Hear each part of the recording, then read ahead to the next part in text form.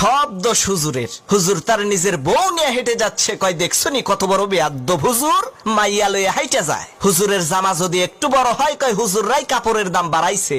ছোট হইলে কয় টেডি হুজুর, পেট বড় হইলে কয় পরের বাড়ি খাইতে খাইতে পেটটারে জাহান্নামের তাগারি বানাইছে। চিকন চাকন শুকনা হইলে কয় মাদ্রাসায় পড়ে লাভ কি, এরা তো খাইতেও পারে না। দাওয়াত খাইতে যাইয়া একটু বেশি খাইলে কয় হুজুররা পরের খাওয়ান পাইলে এইরকম একটু বেশি খায়। কম খাইলে কয় হুজুর আজকে আর কয় জায়গা দাওয়াত আছে। হুজুর একটু দামি পোশাক পরলে কয় অহংকারী, কম দামি পোশাক পরলে কয় ফকিন্নি। হুজুর একটু ইংরেজি বললে কয় ভাব মারায়, আর ইংরেজি না বললে কয় খ্যাত। অনেকে আবার কয় এই দেশটারে হুজুররাই শেষ করছে। অমুসলমান, কুত্তা মরে, ছাগল মরে, বিড়াল মরে, জানাজা হয় না।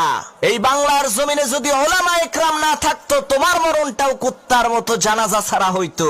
আরে তোমার বাপ মায়ের বিয়েটা যদি হুজুর না পড়াইতো, তাহলে তো তুমি হারামজাদা হইতা, নাজায়েজ জারজ সন্তান হইতা। তোমারে তো সহি ভাবে পয়দা করার ক্ষেত্রে হুজুরের অবদান আছে। তাহলে হুজুর পাইলেই এত গুতাও কে? হুজুর পাইলেই এত বাস দাও